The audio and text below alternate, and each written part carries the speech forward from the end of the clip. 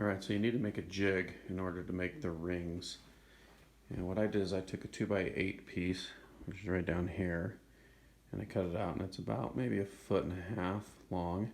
And then I took some 2x4s and I cut out pieces of 2x4s, and I just screwed this one in right here with a couple of screws onto the sides. Exact same on this side. Another 2x4 sticking up here. And I bored holes in on this side and on this side so I could put this metal dowel through it, and that holds this spool of wire in place. And then on the other side, I just took a 2x4 and stood it up. I screwed it in from the underneath side. Then I put a faceplate on here that helps give it a little bit more stability. Screwed that into the 2x8 and then screwed it into the 2x4. Now what you want to do is you want to bore a hole into here. And I took a little drill and I drilled a hole that came in right here. So the wire coming off the spool comes in and it hits just a little hole, comes out that hole on the side, and as it comes out the hole, it'll be able to feed into your metal dowel, which is attached to a screwdriver. You got a pilot hole in the metal dowel, but this wire is going to feed into this pilot hole, and then you're going to be able to drill it, and you're going to be able to spin rings all along this long dowel, which I'll show you next. Alright, what we want to do is feed this wire into that pilot hole.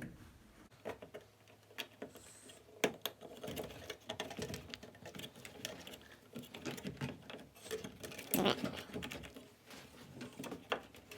come back up, and then we start to turn this on.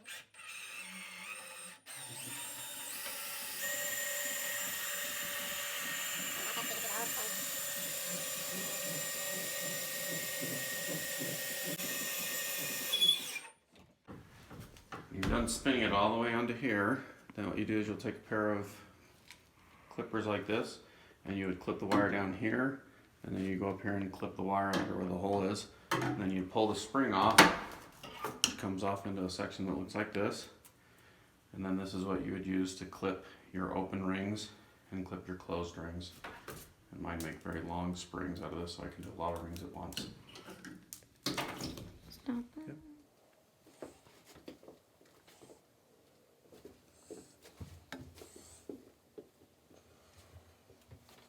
Individual units. What you want to do is take an open ring, get 8 closed rings into that open ring,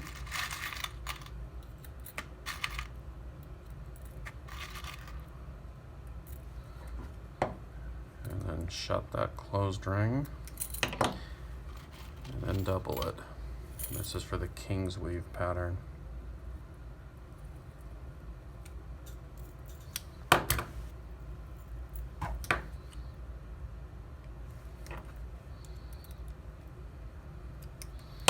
Alright, this individual unit looks like a butterfly. It's got 4 rings on one side, 4 on the other side.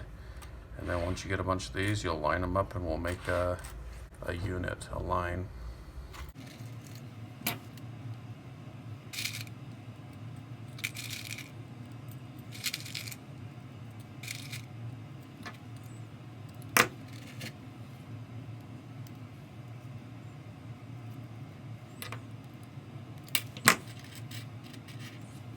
The next step is to take our individual units and make long chains like this. So I've started this one. You take these little butterflies that we've made. We go ahead and put them down. You got to make sure that these are lined up the same as this, going the same way. This would be backwards, so it would be facing that way instead of this way. Then you take an open ring and you grab it between these guys.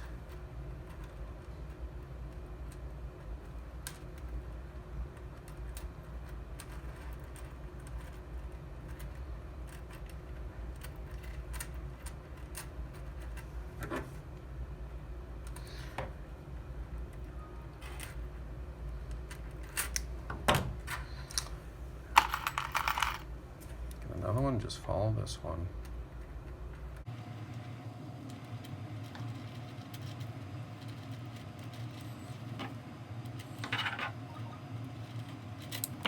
There you go. Another one. Line it up. hook in the last two and the front two with a ring in between. And I usually go in strands of about 25 of these things, and then I'll take each of these lines and start hooking them together and make sheets. All right, next step to quickly make chainmail is you're going to take your chains and hook those chains together, which will essentially make panels. So you've got this long string of all these individual units that make a chain. And again, I do 25 at a time. And then you take another one that you've made as a chain and line it up next to it. And what you're looking to do is make sure that all of these center ones are all facing the same direction on both sides. And then get these lined up so you can see these links are all matching. You take an open link and you're going to connect 8 links, and these 8 links are in sets of 2. So you have these two, those two, and those two for a total of 8. And that's what you're going to link with one of these open rings. So we're going to go into first 2, grab the second 2. So now I've got those 4. Come around and grab these 2, and then the additional 2. So now I've got a total of 8 links inside here. Now I'm going to close that one up.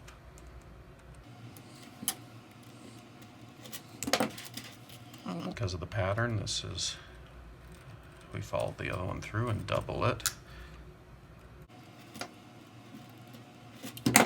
And that's the beginning of connecting these 2 together. Now the next one is, instead of these front 8, we're going to step it back 1, and we're going to take these 2 from the prior 8 and these 2 and connect all 8 of those together. So 1, 2, 3, 4, 5, 6, 7, 8. Close this. There we go, we've started it here. And now we're going to follow that link again to double it.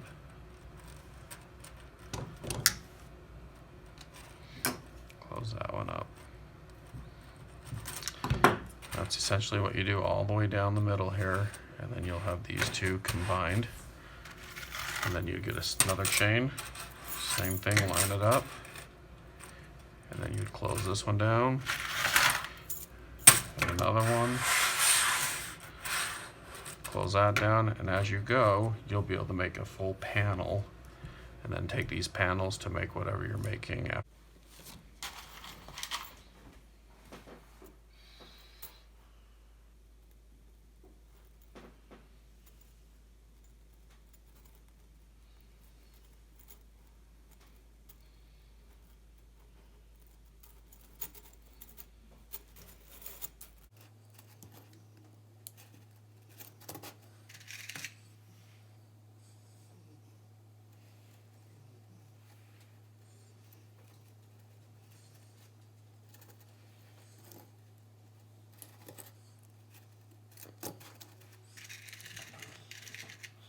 You're just connecting this seam right here. We're going to grab these 2, 1, 2, grab those 2, 1, 2, another 2, and come back around and grab those 2 right there for 8. Alright, final step is to connect the panels to the Hobart, the shirt. So I've got this large panel right here that I've made. And I've got the vest and shirt here, and this is a sleeve, and we'll be connecting it right here. I'll show you a couple of links, and that's about it.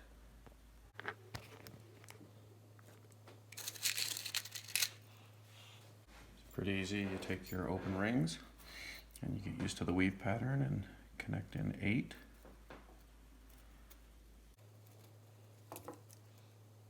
Like so.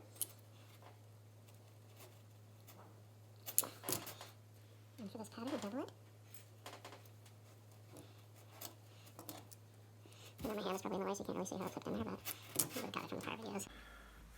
Click it in one link, grab another link, grab 2 more links, then grab another one, and that hooks it together, 8 into 1. There you go, it makes a nice little tight, keeps the pattern going along.